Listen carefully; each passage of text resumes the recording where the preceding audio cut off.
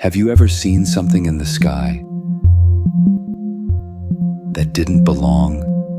Not a jet, not a bird, not a cloud. Something that moved like nothing built on Earth. In November 2004, during a U.S.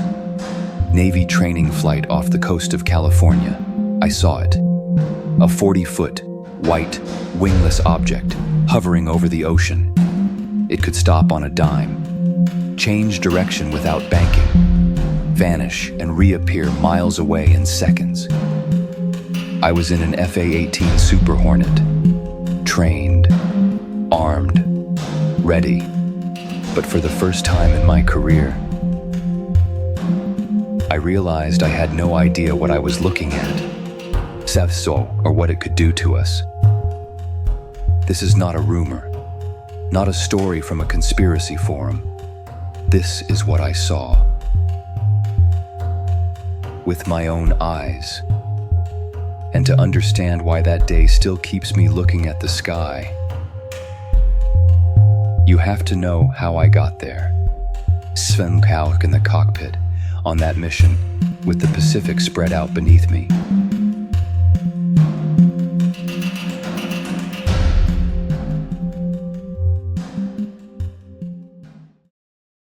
Have you ever looked at the sky and seen something you simply could not explain? Not a strange cloud, not a trick of light, something that didn't belong. I have, and it happened in one of the most controlled, monitored airspaces in the world during a U.S. Navy training exercise off the coast of San Diego. I was in the cockpit of an FA-18 Super Hornet, strapped in, focused, doing what I'd trained years to do. It was supposed to be routine. Launch, maneuvers, return to the carrier. But then, our controller's voice cut through the radio. We were being vectored away from our planned flight path toward an unidentified contact. No further details. No explanation. As we approached, the ocean below was calm, except for one spot. A patch of white water, churning violently as if something massive lurked just beneath. And then I saw it. A smooth, white object, shaped like a giant tic-tac, hovering just above the surface. No wings, no windows, no exhaust. Wasn't moving like any aircraft I'd ever seen. It darted, shifted, and turned in ways that ignored the rules of physics I lived by as a pilot. One moment, it was near the water. The next, it was gone, shooting skyward faster than my mind could process.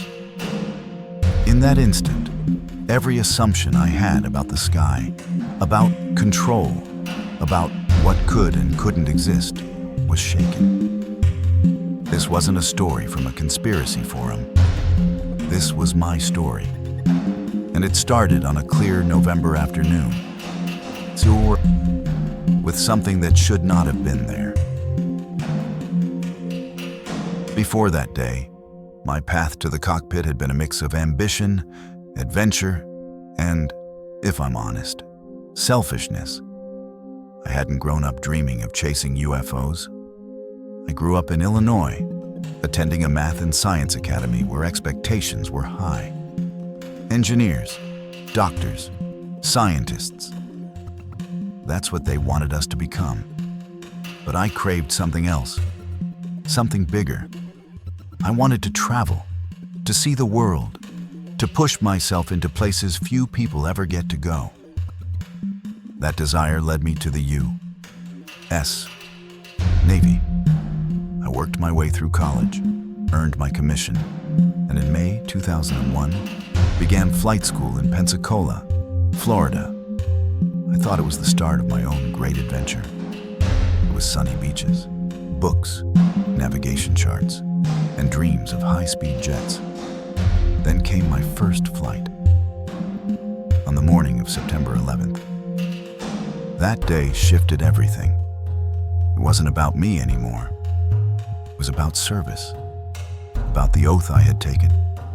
From then on, every hour of training, every launch, every landing carried a new weight. I advanced through flight training, earned my wings, and joined the FA-18 Super Hornet community. I became part of VFA-41, the Black Aces, first to fight, first to strike. Sevens. We deployed in support of the global war on terror, flying missions over Iraq and Afghanistan. We were a tight unit, professionals who lived by precision and trust. By November 2004, we were back off the coast of California, preparing for another deployment. These workup cycles were intense but predictable. Launch, run maneuvers, return to the carrier, debrief, and repeat. It was like a sports team scrimmaging, refining timing, sharpening instincts. That day started no differently. Clear skies, calm seas. I was wingman to our commanding officer, Commander David Fravor. The plan was straightforward. Hit our rendezvous point, run the exercise, and get ready for the next cycle. But the radio call changed everything. A vector to a new piece of airspace.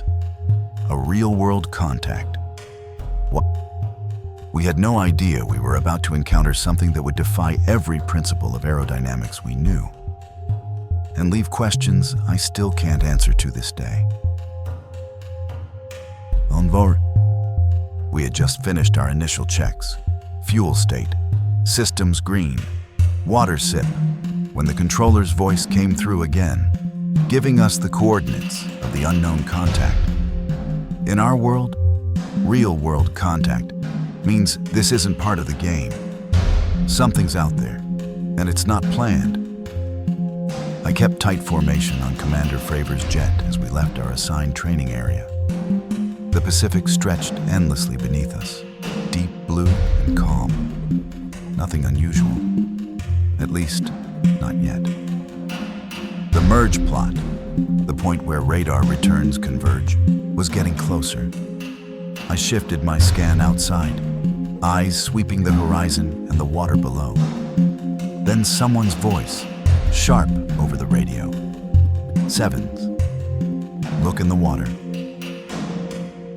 I spotted it immediately. A patch of white, churning water against the otherwise glassy surface. No visible vessel. No helicopter rotor wash. Sevens. Just turbulence in the middle of nowhere. At first, I thought maybe something had just submerged, a whale, a sub. But then I saw it. Hovering above the disturbed water was an object unlike anything I'd ever seen. It was smooth, elongated, pure matte white, like a giant tic-tac candy, maybe 40 feet long. No wings, no vertical stabilizer, no markings, no visible seams, no exhaust plume. As a fighter pilot, your brain is trained to instantly classify what you see. Friendly, hostile, neutral. Aircraft recognition drills are drilled into you until they're reflex. But this, didn't match anything. No smoke trail, no heat shimmer from engines. It just existed there, motionless over the water. Fravor banked to get a closer look, and I followed. The object moved, fast. 1 second it was stationary. The next, it was zigging away in a way that ignored every turn radius limit I'd ever studied. It didn't bank. It didn't arc. It just shifted direction instantly, as if inertia didn't apply. We tried to keep visual contact, but it kept making these impossible movements. Rapid changes in altitude, sudden acceleration, abrupt stops. The laws of aerodynamics we lived and died by meant nothing to this thing. I glanced at my instruments, then back out. No radar lock, No targeting cue, just my own eyes confirming something that shouldn't be possible. Inside my helmet, my breathing was sharper than I wanted it to be. The radio chatter between our cockpits spiked with tension. Nobody was joking now. Nobody was calling this a drill. Somewhere in the back of my mind, 9/11 was still there. A reminder that unexpected contacts in U.S. airspace are not to be taken lightly. If this was an adversary's tech, it was decades ahead of anything we'd seen. If it wasn't, I pushed the thought away. We still had a job to do. We needed to figure out what it was and how to deal with it. Madame Fravor began a maneuver to cut it off. I tightened formation, ready to follow him into whatever came next. The tic-tac responded instantly, as if it knew what we were doing. And that's when the encounter shifted from strange to truly unsettling. Fravor pitched his nose down and accelerated, cutting across the object's possible path. I stayed glued to his wing, my eyes locked on the white shape below. But the tic-tac didn't flinch. It didn't panic or retreat like a pilot might when intercepted. Instead, it slid sideways, no banking, no visible propulsion, and matched our movement as if it had been expecting us. That was the first moment my gut tightened. Aircraft don't do that. Not ours, not theirs, not anybody's. Fravor committed to the intercept, spiraling down to merge with it. I followed, my G-suit squeezing my legs as the pressure built. The object's reaction was instantaneous. It shot upward, then dropped back toward the ocean in a smooth, effortless motion. No sound, no shockwave, just pure, impossible acceleration. I tried to imagine the G-forces inside that thing if there was a pilot. It would have been fatal. Yet it moved like physics was optional. As we closed to within a mile, I could finally see the full profile. Still no wings. Still no seams.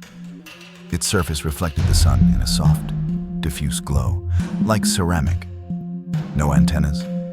No heat blur. It looked less like a machine and more like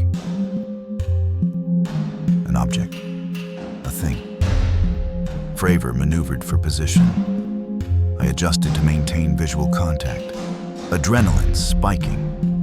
Suddenly, the tic-tac dropped toward the churning water. It hovered there for a heartbeat. Then, gone. Not accelerated away in the way we know it. It simply vanished from where it had been, reappearing miles away in an instant. One moment here, the next moment, a speck on the horizon. I blinked, my brain scrambling to make sense of it. We weren't looking at cloaking or stealth. We were looking at something that had just rewritten the rules of time and distance. The controller's voice broke in, clipped and urgent. Contact has reappeared. Bearing 090, 55 miles. We turned toward the new position, pushing the throttles forward.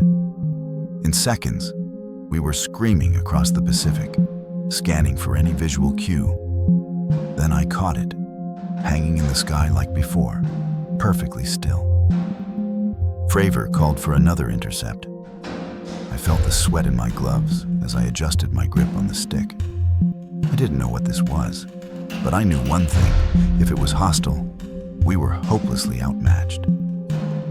We moved in again, but before we could close, the tic-tac shot straight up. It climbed so fast it blurred, then was gone from sight altogether. No contrail, no heat signature, just empty blue sky.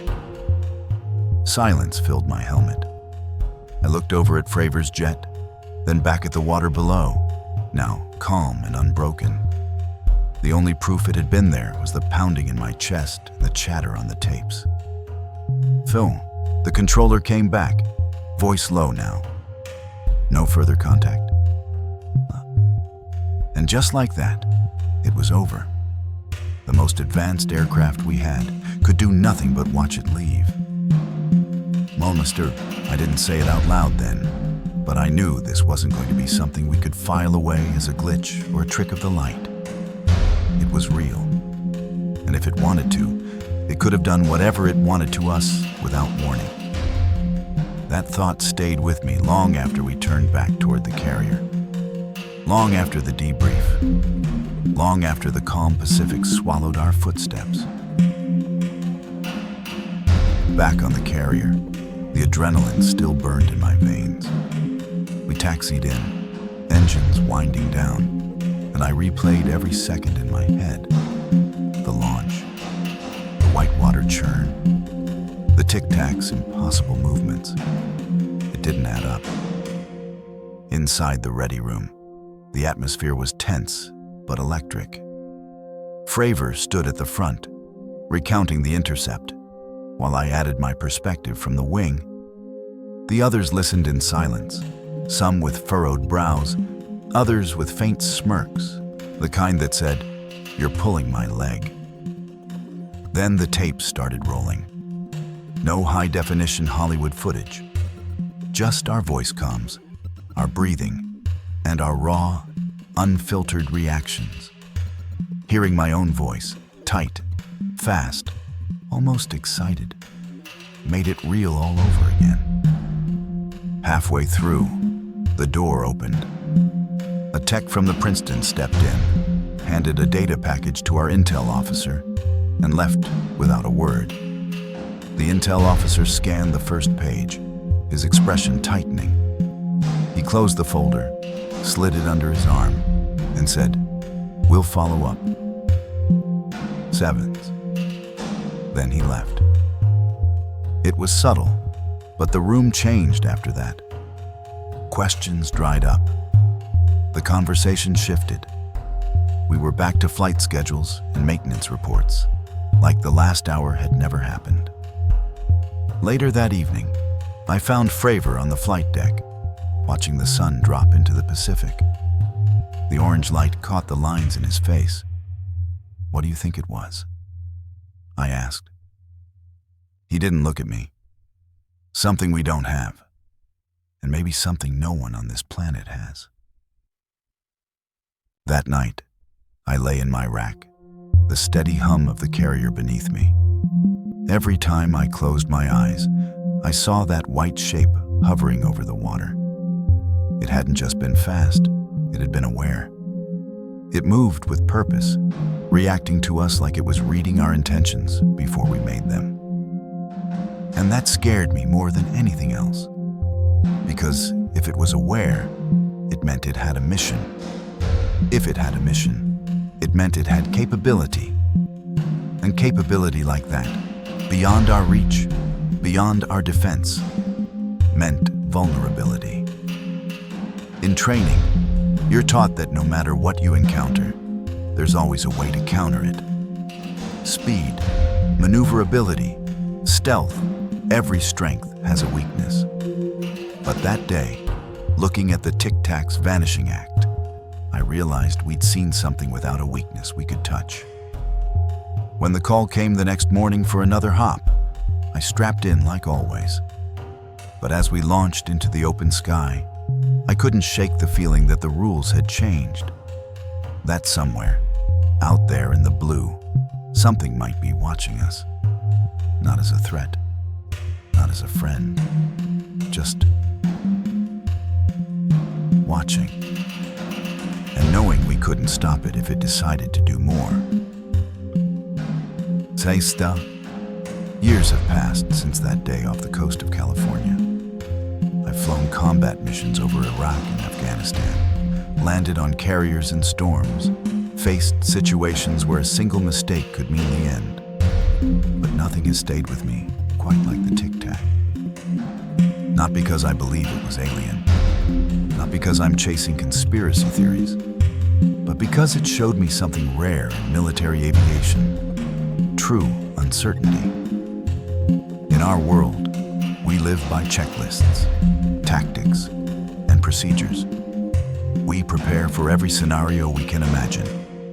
Yet, in less than 5 minutes, that object defied everything we knew. No wings, no visible propulsion, no flight surfaces, and movements that ignored the laws of physics we trust our lives to. I've been asked 100 times what I think it was.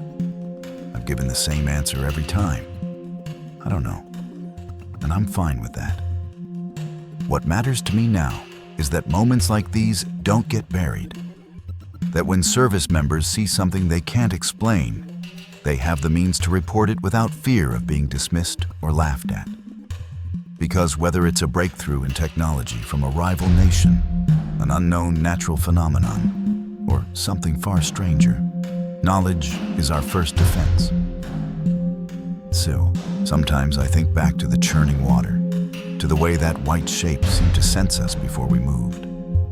It didn't attack. It didn't run. It just existed. And maybe that's what unsettles me most. That for all our training, all our power, we were the ones being observed. I don't lose sleep over it. Life's too short, and I've had bigger battles to fight on the ground, in the air, and in my own body. But whenever I look up at a clear sky, a part of me wonders if it's still out there. Somewhere, silent, watching. And if one day it chooses to return, I hope we'll be ready, not just with weapons, but with open eyes.